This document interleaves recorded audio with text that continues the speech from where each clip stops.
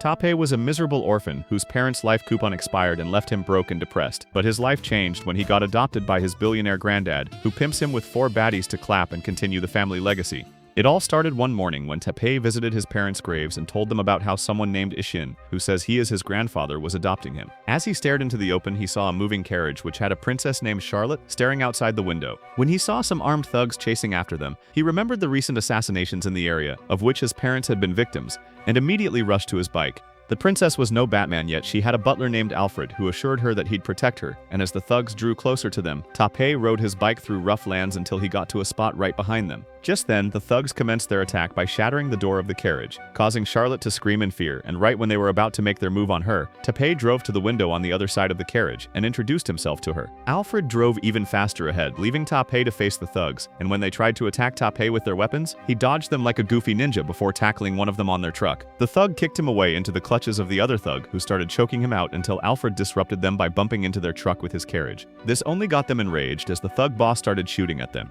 and seeing that Charlotte was in danger, gave Tape the motivation he needed to take out the thug that was holding him with a vicious knee strike. However, the other thug pointed a gun in his face, and Alfred decided to take matters into his own hands, or rather feet. The other thug knocked out Tape and charged at Alfred with a dagger, but Alfred evaded his attacks and held him off until the carriage started falling apart. Seeing that the princess was in danger, Tape unlocked his inner Spider-Man as he leaped from the car to the top of the carriage and grabbed onto her. When the carriage suddenly shattered, Tape and Charlotte were sent flying into the air, and they gazed into each other's eyes romantically as they fell. Some minutes later, Tape realized that he'd survived thanks to the trees that cushioned their fall, and he also noticed that he was grabbing the enormous natural cushions of Charlotte, so he decided to enjoy it for a bit before she woke up. Charlotte then introduced herself to him as a princess, and when he helped her get back to her feet, she teased him by bringing up how he fondled her goods while she was sleeping. Afterwards, they went back up the road, and Charlotte gave Tape a kiss on the cheek before reuniting with Alfred. When Tape met up with Ishin, he told him about how he saved someone on the way there, and Ishin laughed proudly while praising him for it. A bit later, they went to a big event hall where Ishin introduced Tape as his son and his successor to the Arama group.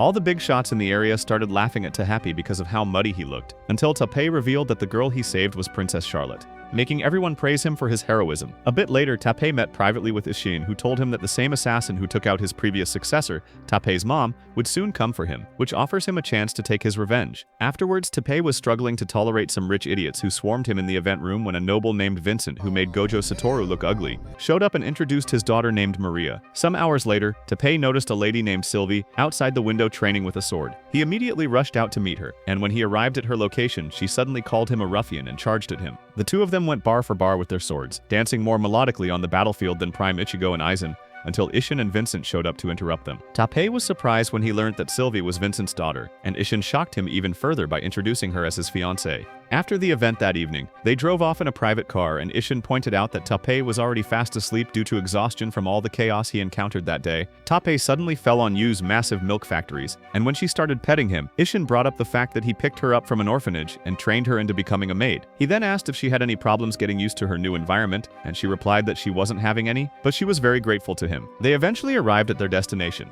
and when Tape woke up, he immediately jumped away from Yu's plots, which he'd been drooling on, and apologized. She said it was okay, and guided him out of the vehicle. Tape was stunned when he saw the mansion that stood before him, and Ishin told him that he used to live there beforehand, but it had been abandoned for a while. Yu called Tape master while asking him to come in with her, and when Tape asked what she meant by master, she introduced herself as his personal maid. When they went inside, Tape's jaw dropped to the floor as he saw about 100 maids all lined up in the living room bowing in acknowledgement of him. Afterwards, Yu showed Tape to his room, and he was stunned because the room was more Porsche than the dumpsters he'd been living in. Yu informed him that she was staying in the next room, and said he could call for her if he needed anything by simply dialing her number on the telephone. After she left, Tape jumped into bed, and he remembered the romantic encounter he had with Charlotte during the thug attack. He also spent minutes remembering the beautiful swordsmanship of Sylvie, and how she matched him perfectly on the battlefield during their duel. Afterwards, he called Yu to bring some tea for him, and after she served him, he asked if Sylvie being made his fiancée was a normal thing for them. She replied that she didn't know if it was normal, but she knew that Ishin had considered this by taking her and Sylvie in account. He brought up how he knew nothing about Sylvie, so Yu revealed that she's an aristocrat of the Hermish Kingdom, who was very skilled at fencing. Tape then revealed that when they clashed swords, he felt a wave of sadness from her, and immediately brushed it off as nothing before asking if it was alright for him to reject her. Yu said it was up to him to decide whether or not he wanted that opportunity, and this made him smile out of relief. As Tapai made his way to school the next day, he saw all of his maids lined up in front of the limo to see him off, including Yu, who was dressed up in a school uniform as well. On their way to school, he told Yu that he wanted to ride a bike to school like he's always done, but Yu strongly disapproved of the idea because of the possibility of him getting hurt. The two of them argued over the matter for a while until Tapai suggested that Ishin find someone to create a special bike for him that wouldn't fall. When they arrived at Shuho Academy, Tapai was stunned because he never imagined that he'd attend the biggest academy for the rich in Japan. When they got down from their ride, Tapai noticed that everyone around was staring at him. So Yu explained that Arama was a very popular name. Tapai couldn't handle the pressure, so he ran off to the school cafeteria where he bumped into the social club president named Seika, who chewed him out for being a clumsy idiot while unknowingly flashing her blue striped Under Armour in his face. When he told her he was a freshman, she introduced herself in an unusually confident way before walking away. After she left, Yu came by and took Tapai to see the principal, who immediately got into tears as he welcomed Tapai like royalty. As they walked to class, Yu explained that Tapai got that treatment by the principal because Ishin had donated trillions to the school, and when Tapai introduced himself in class, everyone fawned over him in a similar manner. After class, a guy named Haruhiko approached Tapai and tried to get friendly with him before the rest of the class ran over to him and started introducing themselves to Tapai. When Charlotte walked by, she was pleased to see Tapai at the school, and she surprised him by covering his eyes from behind and asking him to guess who she was. He said there was no way he'd know who she was, but immediately he felt her melons pressing on his back. His virgin senses tingled and she revealed herself to him. She thanked him for saving her life again and suddenly pounced on him, causing him to land in an OnlyFans position on top of her while everyone watched in shock. Just then, Sylvie showed up in class to give Tapai her regards, but she ran away when she saw the weird display between them. After school, one of Seika's allies informed her that Tapai was a descendant of Arima, and she made it her new goal to show him that he couldn't get away with doing whatever he wanted. A while later, Tapai was having a tea party with Charlotte, and when she asked if he knew Sylvie, he revealed that she was his fiancée, causing her to feel a bit sad. He said he felt bad about the fact that Sylvie saw them in a suggestive position, so Charlotte asked him to go make up with her. She then presumed that he wanted to get friendly with Sylvie and grabbed his arm while running along to meet her. They arrived at the school's fencing dojo where Sylvie was doing some practice, and Tapai noticed that Sylvie was performing with less skill than she did when she faced him. After she lost, Tapai realized that she was feeling lonely because there was no one there who could draw out her full potential, and as a solution, Charlotte suggested a match between Sylvie and Tapai. She told Sylvie that Tapai couldn't handle the fact that she was feeling lonely, and this got her so fired up that she instantly challenged Tapai to a duel, which he accepted. Meanwhile, Seika's friends told her about the duel between Tapai and Sylvie, and as they discussed, Yu, who was in the area, was surprised by the fact that Tapai was going to duel, and she instantly made a call to request something urgently. When Seika and her girls got to the fencing dojo, they were surprised when they saw that Tapai was using kendo moves as opposed to regular fencing moves. Sylvie checkmated Tapai in no time, causing everyone to think that Tapai was just a loudmouth whose only sword skill was playing with his meat sword in the bathroom. However, Sylvie claimed that their duel didn't count because she felt that fighting in her area of expertise gave her an unfair advantage, and she told Tapai to forget the rules of fencing so they could fight in his own discipline. Just then, Yu brought a package for Tapai, and when he opened it up, he saw that it was a sword which was used for practice. Afterwards, Tapai and Sylvie stood apart from each other, and Sylvie announced that the first one to land an attack would be declared the winner. Tapai said he'd avoid landing an attack on her throat so she wouldn't get injured, and he asked if she could stop before landing the hit, causing her to tell him to stop underestimating her. The two of them took their stances, and when Seika's friend asked about Tapai's weird stance, she revealed that it was a technique where you quickly draw your sword from the sheath and put it back after the slash. Sylvie realized that Tapai's final move during their previous duel was meant to be a single slash finishing move, and this made her certain that their match would be over in an instant. When the duel officially began, they both charged at each other, and in the blink of an eye, they both had their blades pointed at each other. Sylvie called it a draw, but Tapai said he lost because she was faster than him, and claimed that he'd be on the ground if they were using real swords. He then stretched out his hand to shake her, and expressed his desire to get to know her better. Sylvie asked if it was because they couldn't defy the will of their parents, and Tapai revealed that he was the one who made the decision before claiming that it would be boring if he just rejected her the normal way. She then shook his hand and Charlotte came by to embrace both of them, while Seika walked away in a jealous manner. Charlotte started pestering Tapai with questions about his sword, and she ended up landing in another sus position on top of him, causing Sylvie to chew them out while Yu smiled at them from a distance. During the ride back home, Tapai asked Yu what the social club was like because Sylvie advised him to join it, and Yu said it would be beneficial to him since the social club was where the most accomplished students came together. When Tapai asked why Ui didn't join herself, she said she wasn't qualified, which meant that the other members would look down on her and any error committed would be blamed on Tapai as well. The next day in school, Charlotte and Sylvie took Tapai to the social club room, and he was stunned to see that it was an entire building on its own. When they went in, he marveled at the amazing sights and they introduced Tapai as someone who wanted to join the club. When they heard the name Arima, all the girls in the area started tweaking, and Haruhiko immediately rushed to greet him in a goofy manner, and he yapped on about how elite he was until Seika and her friends dunked him away so they could face Tapai. They started chewing him out, thinking he was a non-member who was intruding their sacred grounds until Sylvie defended him. Seika and her girls started bad-mouthing Sylvie, calling her a shameless gold digger who was only after the Arama money, but Sylvie defended herself by claiming that there was nothing wrong with being friends with someone her dad knows. Seika then accused Tappei of trying to take advantage of the fact that he knew 2 elite club members in order to weasel his way into the club, and Sylvie told her to stop making baseless assumptions which made her look pathetic. However, Seika said she was only trying to fulfill her responsibility as club rep and told Tappei that he'd have to go through rigorous assessments before he could be allowed to join the club. One of Seika's friends then brought up the fact that he was previously the son of a noodle shop owner, causing him to yell at her, and Seika told him to come back when he changed his lifestyle into a more noteworthy one. Tappei then expressed his desire to learn proper etiquette in order to join the club, so Seika invited him to a social club party which would hold the following week and claimed that she'd let him join the club if he showed proper manners. Much later, Sylvie and Charlotte taught him the fancy way of drinking tea, and that night, Yu stacked some books on his head while teaching him how to walk like a gentleman. Hours later, Charlotte taught Tappei some dance moves, and when she saw that he had less dancing skills than a hippo, she promised to reward him with a kiss if he nailed the dance. Let's go! She suddenly kissed him on the cheek while claiming that it was his present in advance, and Tappei's brain started tweaking while Yu watched from the corner.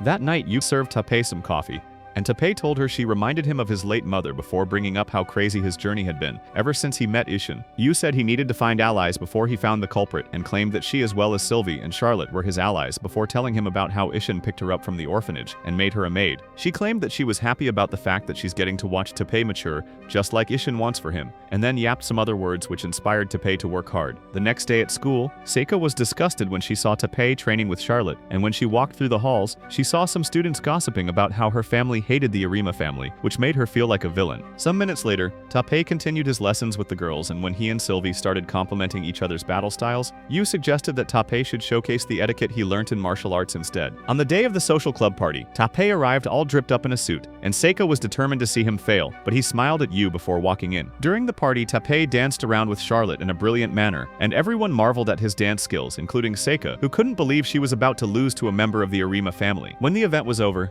Seika praised him for improving at a short rate, but claimed he still had a long way to go. She put him in charge of organizing a party, which would hold in 2 weeks with the condition that he'd officially become a member of the club if it turned out great. Sometime later, Seika drew some artwork in her room while wandering aimlessly, and she realized that she couldn't get the recent events with Tappei out of her mind. Back at the mansion, Yu presented Tappei with the special prototype bike which was made for him by Arima Industries, and the 2 tech nerds in the area revealed that they put all of their efforts into making that bike because they heard Tappei wanted a bike that wouldn't let him fall. Tappei remembered when he told Yu about that silly desire of his during their ride to school, and when he asked the tech bros if it really wouldn't fall, they assured him that it wouldn't because it was made with the full resources of Arima Technologies, and they told him to test it out. Tappei tried to kick it down, but the bike stood up before hitting the ground, causing the tech bros to geek out about their success. Much later in school, Tappei was chilling with Sylvie and Charlotte, and he told them about how he had no idea how to organize a fancy party, given the fact that he'd only attended low-budget birthday parties before he moved into their school. He attempted to throw shade at Seika by bringing up how she wasn't showing up to school often recently, but her friends clapped right back with harsh insults that instantly put him in his place.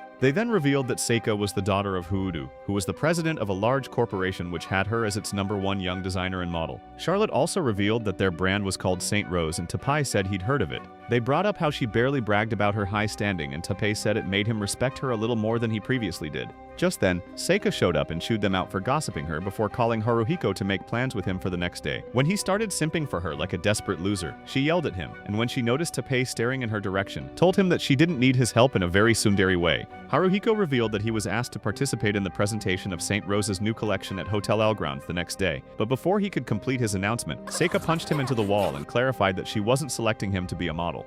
She explained that after the presentation of the new collection, there was going to be an interview where the interviewers would want to hear about her school life and school friends. When Haruhiko respawned, she told him she'd give him a collection of questions they'd likely ask, and when he started geeking out again, she knocked him out off screen. On the way back home that evening, Tappei asked Yu why Seika thought of him as her enemy, and he presumed that she hated the Arima family in general and not just him. When he asked Yu what she thought about the matter, she said it would be better for him to ask his grandfather directly. He said he wanted to ask him at that moment, and Yu agreed, so he told the driver to head over to their grandfather's place immediately. When they arrived at Ishin's place, he asked how Sylvie was doing, and Tappei replied that he didn't really think of her as a fiancée, but they'd become close friends. Ishin then told him to get to the point, so Tappei there was a girl named Seika Hojuin in his class, and asked if he knew her, causing Ishin to be stunned when he heard her last name. The next day in school, Yu gave Tappei a letter, and he wondered how he could show it to Seika when she hated him so much. Just then, Haruhiko showed up with snot dripping from his nose due to a cold, and he tried to get it together so that he could have the best day of his life with Seika. But his body started tweaking in ways that even Looney Tunes characters could never pull off, causing Yu to be scared of him.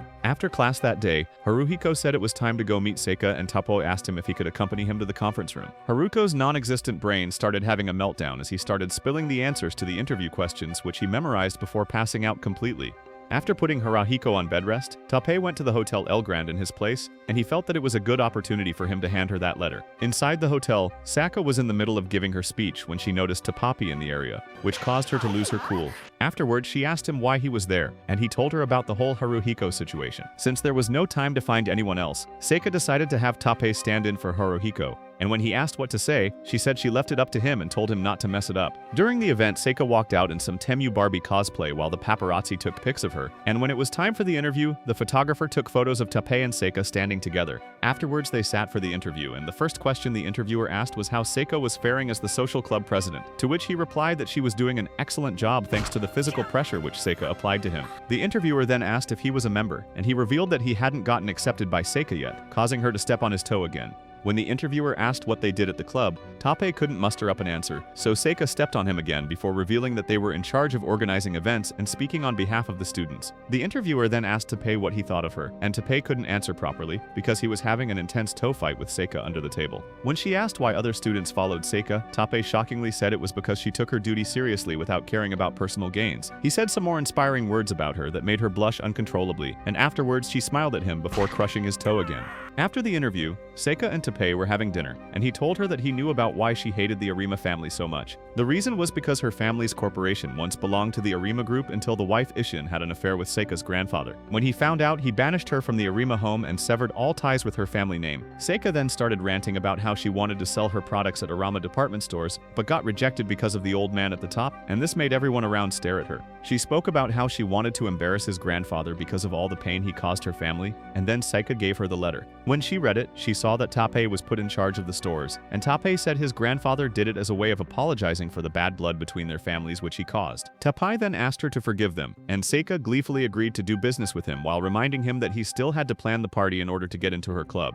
Suddenly, she stepped on his toe again and thanked him for doing a great job at her event. The next day in school, Charlotte and Sylvie congratulated Tappei for his recent accomplishment of ending a long feud between families, and Seika, who was at home, finally found her motivation to draw again. Some days later, Charlotte was riding in her carriage on the way to school, and she pulled out an item from her bag which Alfred revealed to be a lucky charm for easy birth. When they arrived at school, Charlotte came down from the carriage and gleefully asked Alfred to pick her up later as she walked to school. Meanwhile, Tappei made his way to school alongside Yu, who commended him for doing a good job in resolving the matter with Seika the other day, and he said he didn't really do anything because he had to depend on his grandfather once again. When he stared directly at her, she got hit with a wave of his virgin riz, causing her to blush before telling him that there was nothing wrong with using anything at his disposal in order to achieve his goals. He asked if she was trying to comfort him, and despite the fact that she said no, he thanked her for her kind words. When they arrived at school, Haruhiko asked Tappei what his holiday plans were, and when Tappei checked with Yu, she said they didn't have anything planned at the moment. Haruhiko then thanked him for filling in for him during Seiko's interview, and started getting weird as he claimed he wanted to pay him back during the upcoming holiday. Haruhiko highlighted the fact that he was having problems setting up the party, and offered to assist him in doing so as a way of paying him back. Haruko then told him about a sus place they could go for the party, which they'd have to wear masks for so that their identity wouldn't be discovered. While they were discussing their plans to go there, Charlotte suddenly appeared,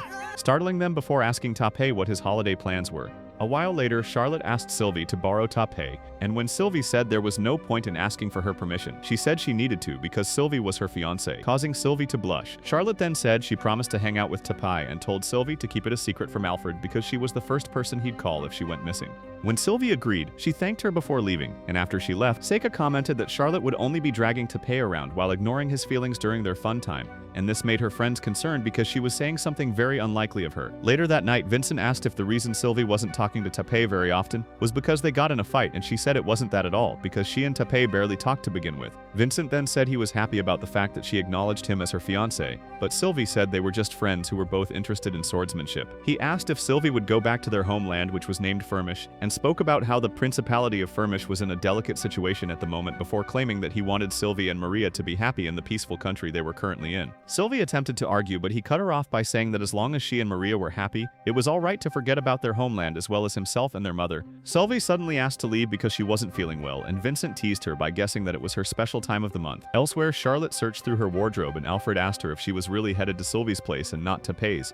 Charlotte asked why Alfred was so strict when it came to Tapei, and Alfred replied that it was because he was worried about her based on the fact that she was getting way too close to him at school. When she asked him how he found out, he said he had his sources, and just then, she got a call from Sylvie, who told her to say hi to Tapei for her. After hanging up the call, Sylvie wondered why she even made the call in the first place, and then she started at a locket she was keeping in her pocket. The next day, Charlotte met up with Tapei somewhere in town, and told him that she'd always wanted to meet up with someone like normal boys and girls. When he asked if the place they were going was far, she assured him that they'd get there quickly before revealing that it was actually Osaka. When they arrived at the location, Charlotte expressed how happy she was to be outdoors where there were no guards around, and she told Tapei that he had to treat her like a princess for the day. Afterwards, they had fun at several date spots, including an aquarium where she started demanding to have the penguins. They later went to get some takoyaki, and when Charlotte tasted it, she started tweaking because of how delicious it was. Later that day, Tapei told Charlotte that he didn't have a chef at home because his mom used to cook 5-star meals for him when she was alive.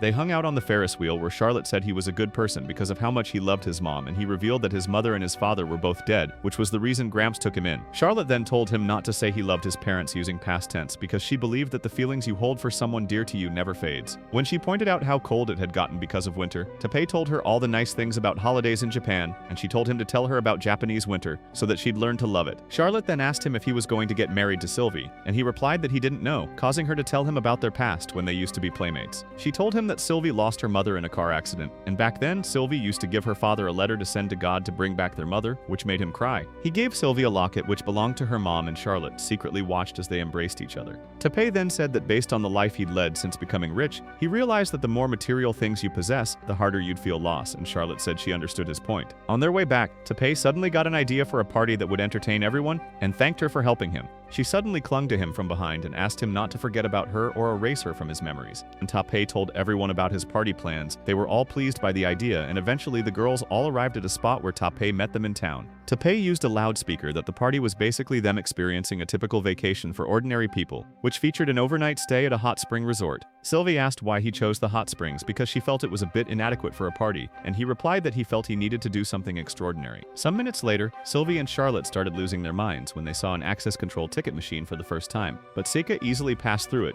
and said she was used to it because she tended to travel to many places.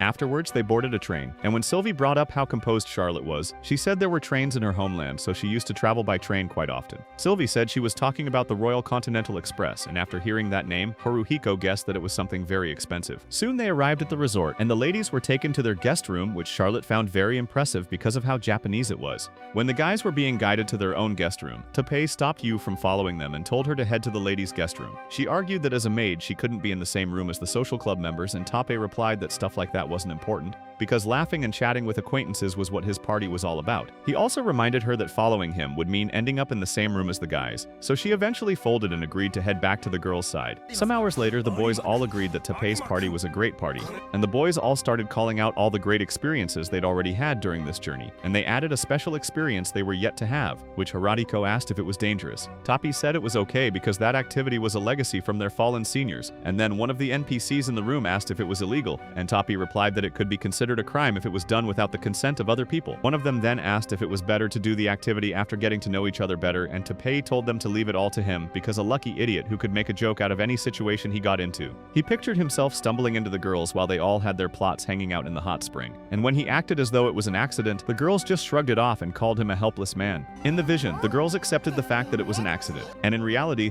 the four idiotic boys who pictured it all had nosebleeds as they thought about how lucky he was in that fantasy. Haruhiko started begging Tapei to share his lucky talent with him, but Tapei said he had no idea how to do that, and they all later agreed to be lucky idiots together. Meanwhile, the girls in their room saw that there was an open bath at the resort, and they all decided that they'd slaughter the guys if they tried to peep at them. When they went to the hot spring area, Sylvie said it was her first time visiting a hot spring with friends, and Seika suggested she put her sword aside for this event, but she dramatically refused. In the changing room, Yuko worried whether it was okay for her to join them in having fun, so Charlotte told her that on that day, everyone was equal, and asked her to get along with everyone. The girls eventually entered the bath, and it didn't take long for Seika to realize that she was massively outdone by the enormous cannons of all the girls in the area, apart from one of her friends named Erica, who she immediately started glazing for some reason. It didn't take long before the girls all started getting touchy with each other, and the guys stood outside their bath area and lost their minds as they heard all the sus things the girls were saying to each other. Eventually it became too much for one of the NPCs to handle, so he waltzed into the girls' bath, only to get destroyed within seconds. The rest of the guys saluted him despite the fact that he couldn't become a lucky idiot like they envisioned, and Sylvie felt it was the right choice for her to bring her sword all along. Afterwards, the girls discussed how unusually foggy the area was, and Seika said it was because the weather in the mountains tended to change quickly. At the same time, Tapai rallied up the guys for the next stage of their plan, and Haruhiko asked why they were wearing a single piece despite the cold weather. Tapai replied that it was their battle armor, and then the fat NPC asked if he was going to be the next sacrifice,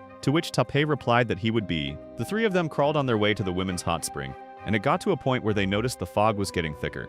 Suddenly, the fat NPC fell into a trapdoor which was below them, and Tapai mourned his loss in a dramatic fashion before realizing that Haruhiko had already been cooked by a similar trapdoor. Tapai screamed in agony, but he eventually willed himself to continue moving forward, until he stepped on a trap that launched him straight at the girls who were stargazing. Seika chewed out the guys for all their pathetic schemes until Charlotte suggested they all do something together. In response to this, Seika organized a ping-pong match between the girls and boys and stated that she'd overlook everything that happened if the boys win. Sylvie was chosen to represent the girls and Tapai was chosen for the guys, and Saka explained that those Geo were chosen because of their incredible sword skills. When the match began, Tapai distracted Sylvie by lying that Vincent was in the area, allowing him to get an easy point off of her. When Sylvie complained, he told her she could use cheap tricks as well since it was the commoner's table, and she took this to heart as she immediately loosened her clothing to reveal her plots, causing the men's Excaliburs to awaken.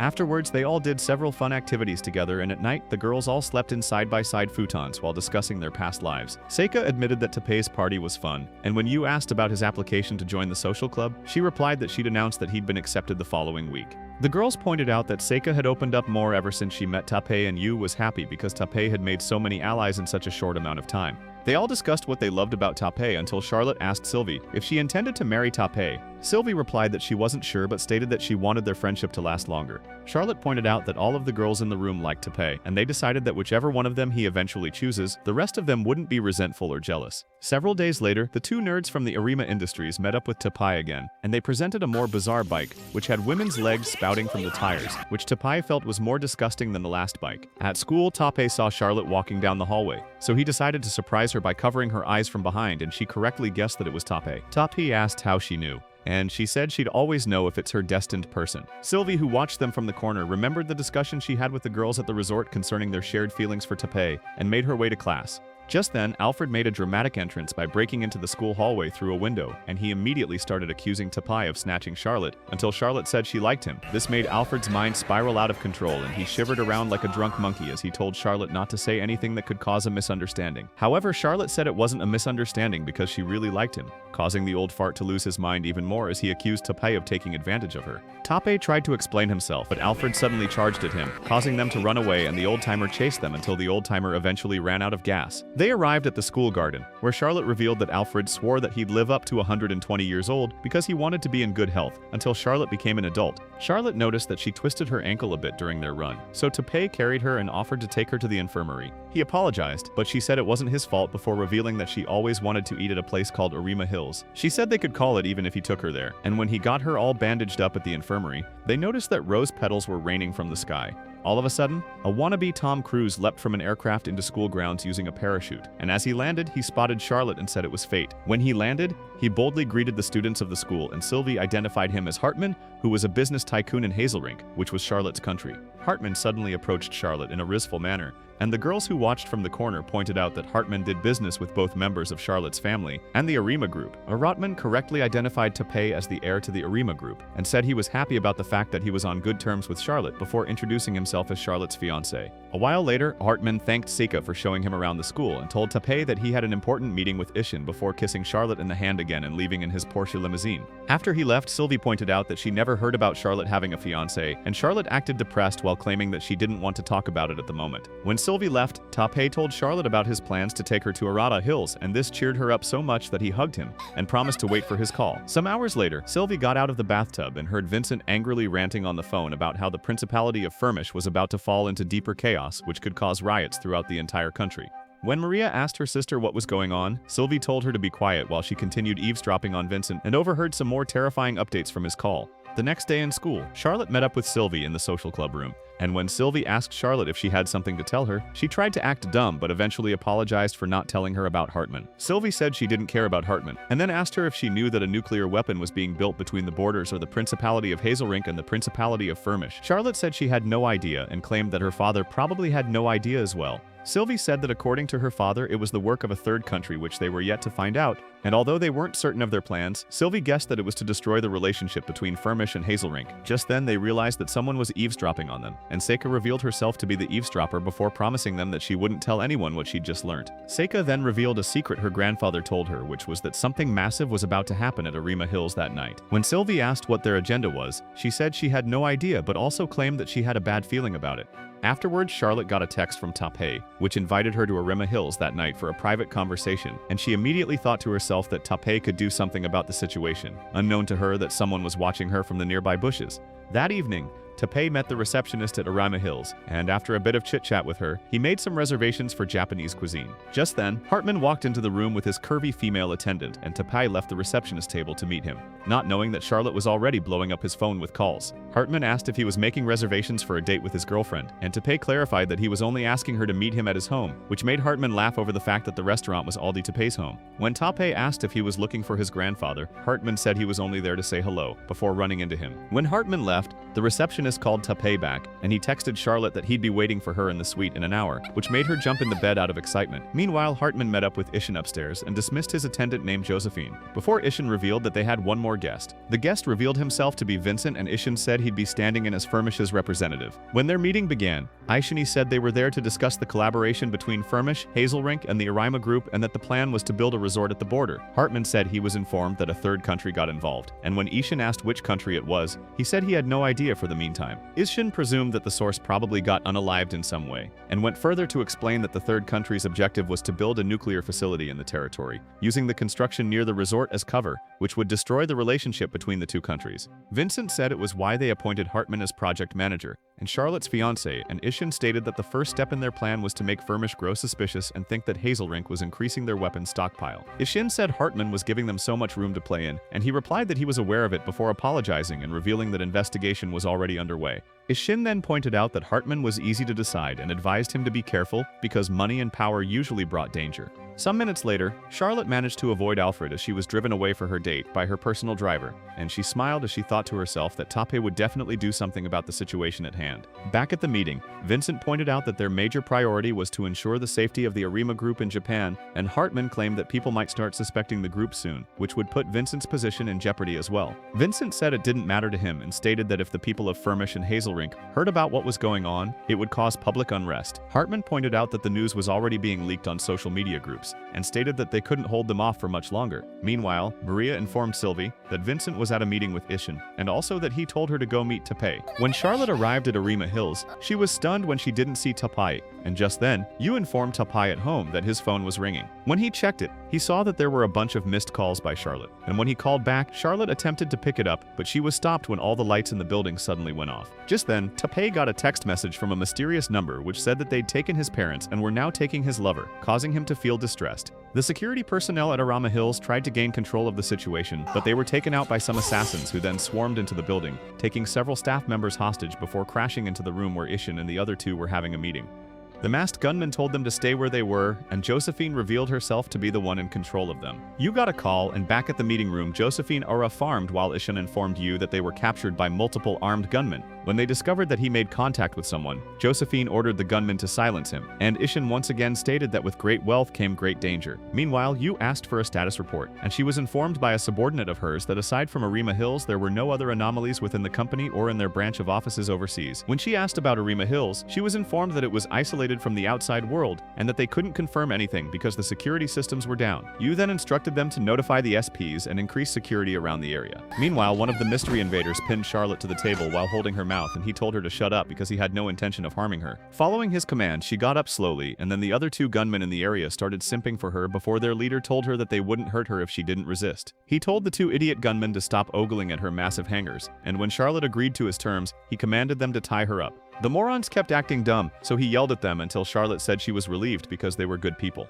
She asked why they were doing this Men in Black nonsense, and the leader explained that it was to taint the reputation of the Arama group, while one of the goofy gunmen on his team tied her up. When Charlotte asked if they were the same people who called her to that location, the masked man said he couldn't tell her that, and the leader once again promised to not hurt her so long as she didn't get in their way. However, he said he'd eliminate her if she did, and then ordered one of his allies to get out a monitor. When he turned it on, they saw the newscaster report that there was a massive blackout in the Roppongi area, which was still being investigated. They wondered why it was only the blackout getting reported, but it was actually Seika who came in clutch for the home team by calling in a favor from her grandfather.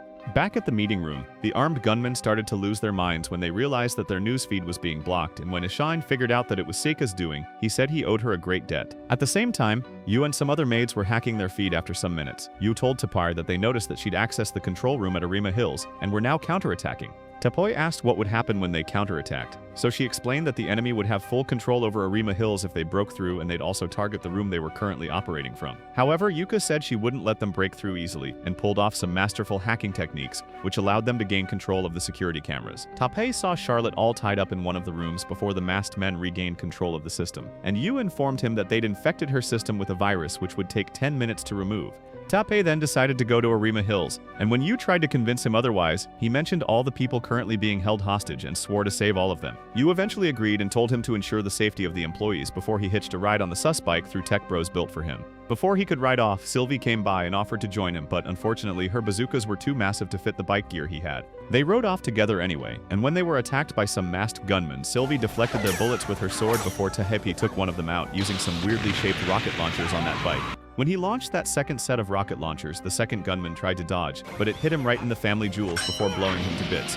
Meanwhile, the leader of the gunmen holding Charlotte told her that he was born into a poor family and he could see Arama Hills from his home back then, which made his life seem like hell every day. At the same time, Tapei and Sylvie arrived at the building and they got to a spot where they saw some gunmen who were meant to be standing guard, having some fun. Yu then informed Tapei that they'd uploaded an antivirus to the Arama Hills network and also that they'd regained access to the monitors and the lights. When she shared the locations of everyone to him, he and Sylvie rushed forward, taking out several gunmen in their path before arriving at a spot where the masked men started blasting them from above. They decided to retreat for the meantime, but on their way back they met the Arama Group SPs who apologized for their lateness before offering to help out. Just then, some fireworks started going off in the area, and when an idol group started performing nearby, Seika made a dramatic entrance by hanging from the door of a helicopter and saying that they were going to save Charlotte. Back at the meeting room, Josephine noticed her plans going off the rails, and she tried to switch to the next phase of her plan, before Hartman suddenly tackled her to that floor and ended up getting shot by the gunman in the room.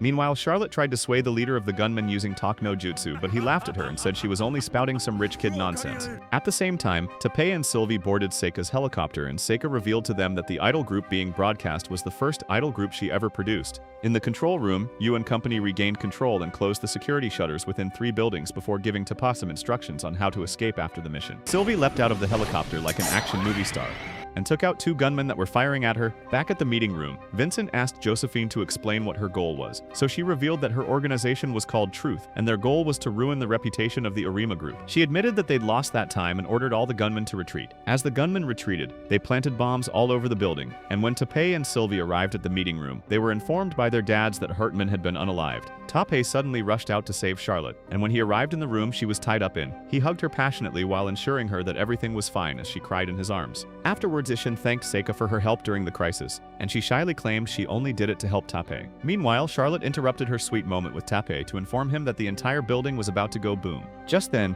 Yu discovered the bombs all over the building, and the power at Arama Hills went out again. When Yu informed everyone of the bombs that were planted at Arama Hills, Ishin brought up the fact that Tapei and Charlotte were still in the building, and Yu went further to tell him that they'd injected DNA antivirus into the network in order to deal with the virus attack. She stated that although they managed to eliminate most of the viruses, some of the viruses mutated and started running amok within the system at that moment. She said it was her fault, and Vincent told her it wasn't her fault because without her help, they'd still be trapped in Arama Hills at the moment. She revealed that they could only contact Tapei via radio since they'd lost control of the surveillance network, and also said they'd discovered 5 bombs in the building so far. Vincent said they wouldn't be able to censor the news if Arama Hills got blown to bits, and Sauka tried to change the course of her helicopter, but Sylvie stopped her and told her that panicking wouldn't change anything.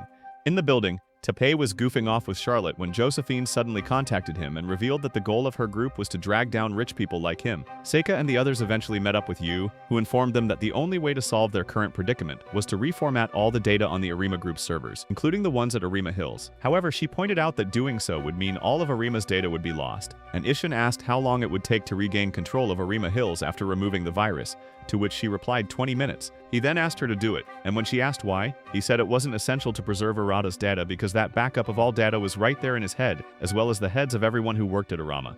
Just then, they got a call from the Arima SPs who informed them that the bombs were time bombs that were running off on a countdown timer and that there were 25.5 minutes left until the explosion. Yu pointed out the locations of the bombs on a board and told the team that she'd need 15 minutes to regain control of the system, which would leave 10 minutes to defuse the bombs. However, she pointed out that certain locations, including the hotel floor and the designer store's floor, were too far away for the SPs to defuse, so Sylvie offered to go to the hotel floor.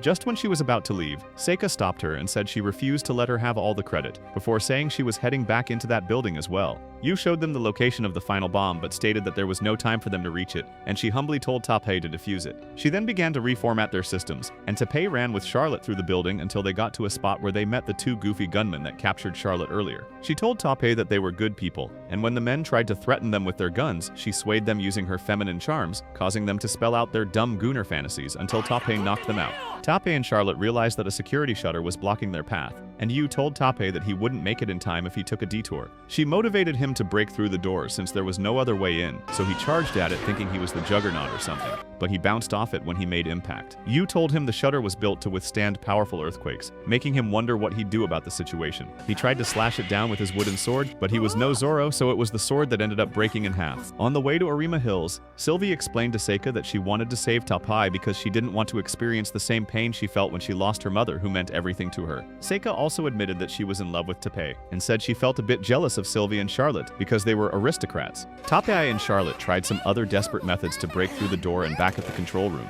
Ishin told Vincent that they had to report the death of Hartman to the king of Hazelrink, and before that, they needed to tell the princesses about it.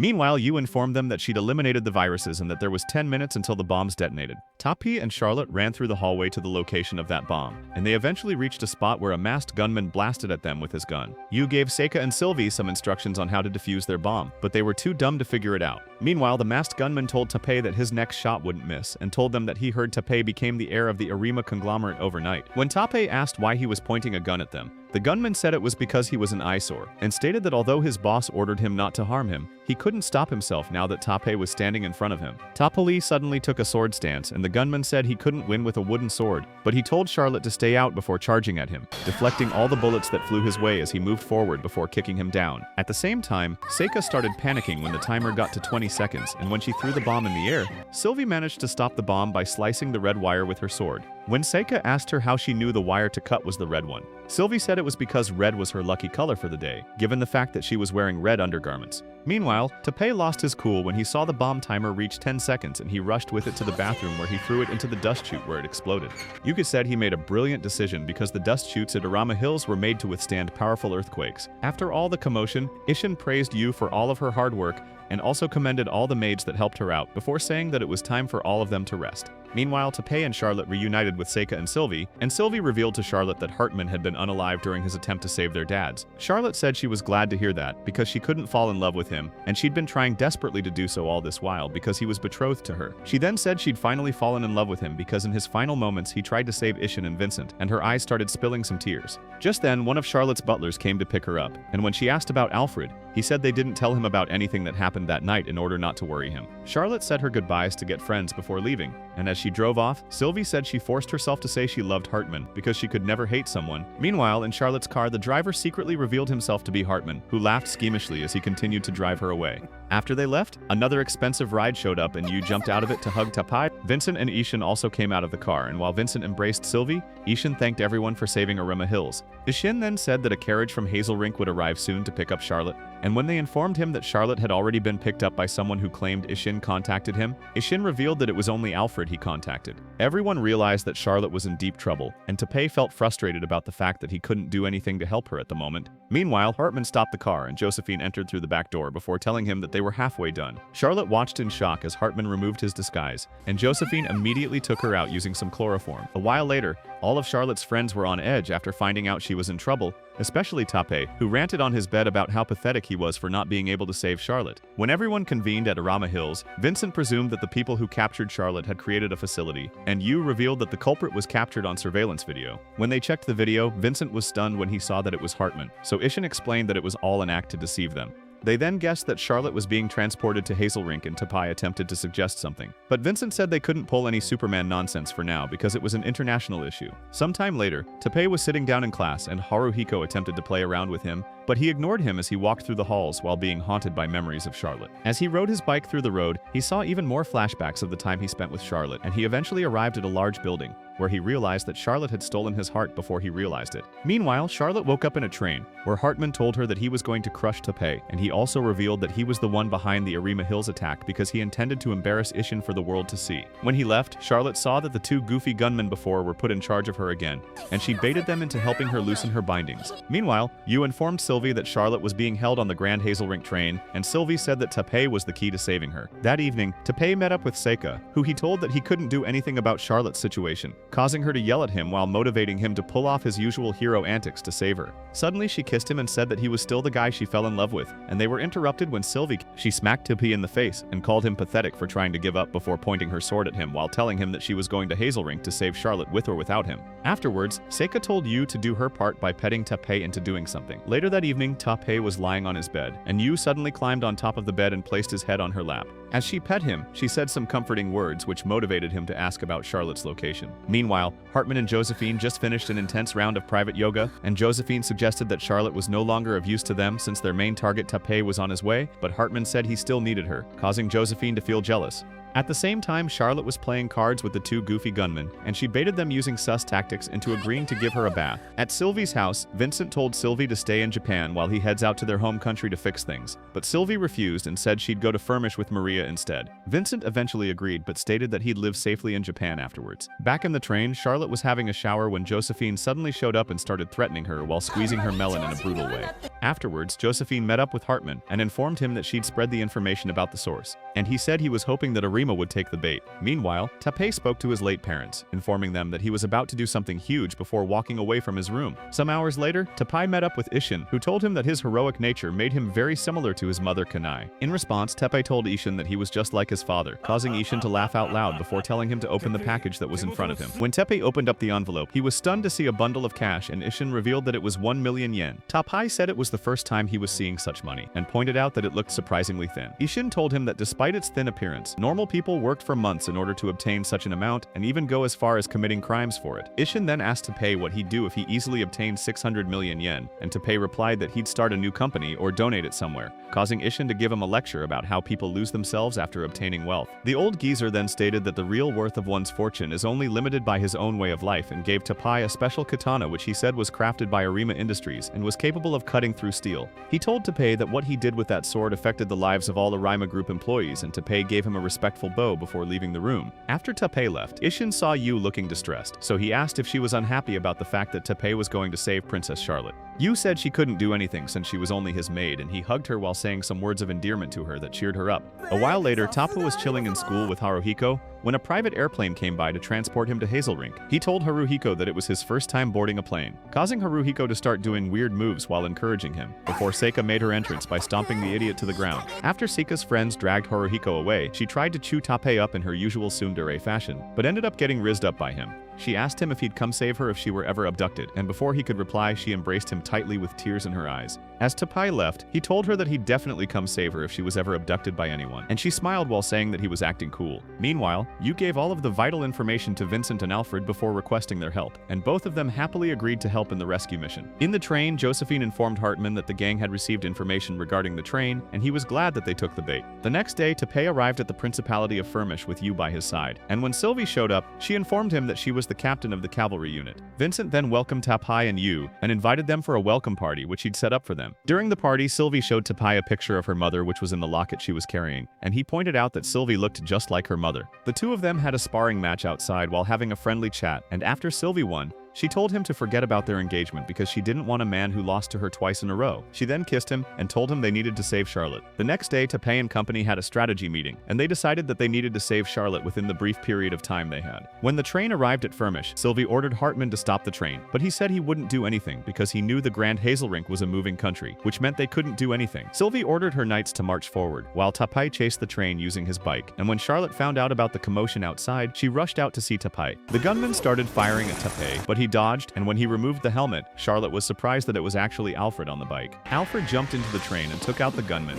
allowing Tapai to leap in through a hole in the train and take out the driver. Noticing this, Hartman sent Josephine to the control room, and the other gunmen were sent to the rear of the train. When Josephine arrived at the control room, she held Charlotte at gunpoint and told Tapai that if he made any sudden moves, she'd off her. Charlotte suddenly jumped into Tapai's arms, and Josephine tried to unalive both of them, but ended up getting shot in the back by Hartman, who told her she was supposed to stick to the plan. He then shot her a couple more times before telling Tapai about how he used to be a pickpocket until the day Ishin caught him in the act and humiliated him, causing him to decide to one day humiliate Ishin in a similar manner. Hartman then separated their car from the other cars of the train, and started yapping about his plans until Tapai suddenly knocked out some gunmen as well as his gun. Some loose wires in the area caused Charlotte to trip, and Tapai saved her before she could fall from the train. As Tapai hung by the door, Hartman shot him away, causing Charlotte to scream his name out of concern. At school, Haruhiko was with Seika's friends, and when he started yapping about the rescue mission, they silenced him by punching him into a wall. However, every student in school said they already knew about it and revealed that it's Haruhiko that told them. Haruko then claimed that notifying friends on important matters so they could share the burden was what the social club was all about, and in response, Seiko's friends beat him up again. Some minutes later, Seika was sitting alone on the outside, and she regretted the fact that she didn't follow Tapai because the wait for his return was choking her up. Back on the train, Charlotte stared outside while looking for Tapai, and Hartman started boasting about his plans to her. He then stepped over Josephine's body and cut off Charlotte's restraints. Charlotte immediately tried to hit him, but he stopped her hand mid-air and told her that he did their country a favor by defeating the heir of the Arama group. He then revealed that he intended to pin the kidnapping of Charlotte on Tapai while taking the glory for his death in the process. Charlotte said that no one would believe that lie, but he said the people would buy it because people believed whatever they wanted. She argued some more, but Hartman said her words wouldn't reach him. She then humbly requested for him to treat Josephine, but Hartman refused, causing her to remind him that Josephine truly loved him while begging him to save her. He eventually told Charlotte to save her herself, and in an attempt to do so, Charlotte piggybacked a bloody Josephine before telling Hartman that the reason she was saving her was because the man she believed in the most was there, and he'd have surely done something as stupidly heroic as what she was doing. Meanwhile, Tapai woke up on the rear of Alfred's motorcycle beside Sylvie,